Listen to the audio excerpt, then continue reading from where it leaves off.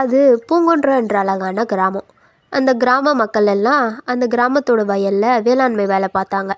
அந்த ஊர்லேயே ரொம்ப அமைதியான அறிவான பாட்டி தான் சாந்தி பாட்டி. சாந்தி பாட்டிக்கு ஒரே ஒரு பேத்தி இருந்தா. சாந்தி பாட்டியோட மக விபத்தில் இறந்ததால் அவங்களுடைய பேத்தியை சின்ன வயசுலேருந்து அவங்க தான் வளர்க்குறாங்க. அடடா சாந்தி பாட்டி, எப்படி இருக்கீங்க? நல்லா இருக்கீங்களா? உங்கள் டிஃபன் கடையெல்லாம் நல்லா போகுதா? அட அதை ஏன்ப்பா கேட்குற? என் கடை நல்லா தான் போகுது. ஆனால் வியாபாரிகளுக்குள்ள சின்ன பொறாமை இருக்க தானே செய்யுது. சரி, நான் வரேன்ப்பா, அப்புறம் பார்க்கலாம் அப்படின்னு சொன்ன பாட்டி அங்கேருந்து கிளம்புனாங்க. பாட்டி பேத்தி 2 பேரும் நைட்டு நல்லா தூங்கி விடிய காலையில் 4 மணிக்கே எழுந்துக்கிட்டாங்க. அப்போ தான் அவங்களால வியாபாரத்துக்கு போக முடியும். பாட்டியோட இட்லிக்கு நிறைய வாடிக்கையாளர்கள் இருந்தாங்க. பாட்டி எப்போவுமே விலை குறைவாக ரொம்ப தரமான இட்லியை தான் செஞ்சு விற்றாங்க. அதால் பாட்டிக்கு நிறைய கூட்டம் வந்துச்சு, நிறைய வியாபாரமும் நடந்துச்சு. ஆனால் அதே ரயில்வே ஸ்டேஷனில் மூர்த்தின்றவன் ரொம்ப அன்ஹைஜீனிக்கான முறையில் விலை கூடவும் இட்லி விற்றான். இதெல்லாம் அவனுக்கு வாடிக்கையாளர்கள் யாருமே இல்லை. அதால் அவனுக்கு நிறைய பொறாமை புத்தி வந்துச்சு. இதெல்லாம் இப்படி இருக்க அந்த ஊரில் புதுசாக ஐஏஎஸ் ஆஃபீஸராக மணின்றவர் பொறுப்பேற்றார். அவர் அந்த ஊரோட தலைவர்கிட்ட போய் அந்த ஊரை பற்றி தெரிஞ்சுக்க விரும்பினார். இந்த ஊரில் இருக்க மக்களையும் இந்த ஊரில் இருக்க பொது இடங்களையும் சுற்றி பார்க்கணுன்னு நினைக்கிறேன். அப்போ தான் இந்த ஊரை பற்றி எனக்கு நல்லா தெரியும் அப்படின்னு சொன்ன அந்த ஐஏஎஸ் ஆஃபீஸர் அந்த ஊரை சுற்றி பார்க்க தொடங்கினார். முதல்ல அவர் போன இடம் ரயில்வே ஸ்டேஷன் தான். அப்போது அவர் போன கடை மூர்த்தியோட டிஃபன் கடை. அப்போ போய் அந்த மூர்த்திக்கிட்ட ஒரு பிளேட் இட்லியோட விலையை கேட்டார். ஐயா, எனக்கு ஒரு பிளேட் இட்லி வேணும். என்ன விலைன்னு கொஞ்சம் சொல்லுங்களேன். ஒரு இட்லியோட விலை 40 ரூபா. உனக்கு எத்தனை இட்லி வேணும்னு சொல்லு, அதுக்கான விலையை நான் சொல்கிறேன் அப்படின்னு சொன்னதால் அந்த ஐஏஎஸ் ஆஃபீஸர் அங்கேருந்து போயிட்டார். அப்படி இருக்க அந்த மூர்த்திக்கு ஒரு யோசனை வந்துச்சு. அந்த சாந்தி பாட்டி ரொம்ப கம்மியான விலையில் விற்கிறதால தானே நம்மளுக்கு வியாபாரம் ஆக மாட்டேங்குது.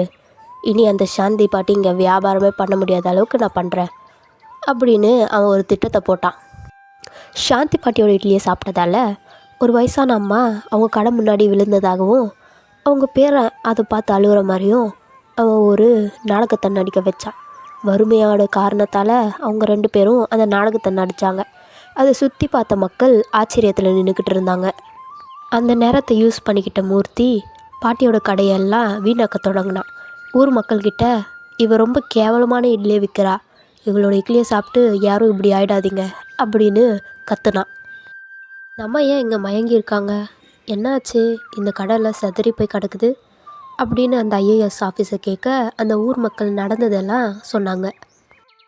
அப்படின்னு ஊர் மக்கள் சொன்னதெல்லாம் கேட்ட அந்த ஐஏஎஸ் ஆஃபீஸர் அந்த பாட்டி கடையிலேருந்து ஒரு இட்லி எடுத்து எந்த யோசனையும் இல்லாமல் வாயில் போட்டார். அதை பார்த்த ஊர் மக்கள் எல்லாம் ஆச்சரியப்பட்டாங்க. உங்கள் முன்னாடி தானே சாப்பிட்டேன், எனக்கு ஒன்றுமே ஆகலை. இதுக்கெல்லாம் காரணம் மூர்த்தி தான். அவன் தான் இவங்க 2 பேரையும் நடிக்க வச்சு பாட்டி எங்கேருந்து துரத்த பார்க்குறான். ஓரத்தில் இருந்து பார்த்த மூர்த்தி, யாரும் இந்த ஆளை நம்பாதீங்க, இந்த ஆள் பாட்டியால் வச்ச ஆள் தான், சும்மா நடிக்கிறான், அவனெல்லாம் யாரும் நம்பாதீங்க அப்படின்னு கத்தி சொன்னான். நான் ஒன்றும் நடிக்கலை, நான் தான் இந்த ஊரில் புதுசாக பொறுப்பேற்ற ஐஏஎஸ் ஆஃபீஸர். என் பேர் மணி. நான் இந்த ரயில்வே ஸ்டேஷனை ஒரு வாரமாக பார்த்துக்கிட்டு இருக்கேன். நீ ரொம்ப அநியாயமாக விலையில் விற்கிற. இந்த பாட்டி ரொம்ப தரமாகவும் ரொம்ப நியாயமான விலையிலையும் விற்கிறாங்க. அப்படி இருக்க இந்த பாட்டி கண்டிப்பாக எந்த தீங்கும் அந்த இட்லியில் வச்சுருக்க மாட்டாங்கன்னு எனக்கு தோணுச்சு. அதால் தான் நான் அந்த இட்லியை சாப்பிட்டேன். இப்போவே எனக்கு தெரியுது நீ தான் அதை பண்ணியிருப்பேன்னு. அதால் தான் நீ தான் பண்ணியிருப்பேன்னு இந்த எல்லோரும் முன்னாடி நான் சொன்னேன். இதெல்லாம் கேட்டுட்டு இருந்த அந்த நடிச்சிட்டு இருந்த அம்மா சாந்தி பாட்டிக்கிட்ட மன்னிப்பு கேட்டாங்க. சாந்தி பாட்டி, என்னை மன்னிச்சிடுங்க. இந்த மூர்த்தி தான் எனக்கு பணம் கொடுக்குறதா சொல்லி இப்படி நடிக்க சொன்னான். நானும் என் பேரனுக்கு ஃபீஸ் கட்டுறதுக்காக இப்படி பண்ணேன். என்னை ரொம்ப மன்னிச்சிடுங்க பாட்டி அப்படின்னு பாட்டிக்கிட்ட மன்னிப்பு கேட்டாங்க. அநியாயமான விலைக்கு விற்றதுக்காகவும் இந்த பாட்டி மேலே வீண் பழியை போட்டதாலும் இனி இந்த மூர்த்தி இந்த இடத்துல கடை வைக்கக்கூடாது அப்படின்னு அந்த ஐஏஎஸ் ஆஃபீஸர் சொன்னார். மூர்த்தியோட விஷயத்தில் இந்த ஐஏஎஸ் ஆஃபீஸர் எடுத்த முடிவு சரிதானா அப்படின்ற கருத்தை கமெண்ட்டில் போடுங்க. இந்த வீடியோ பிடிச்சிருந்தா லைக் பண்ணி ஷேர் பண்ணி சப்ஸ்கிரைப் பண்ணுங்கள்.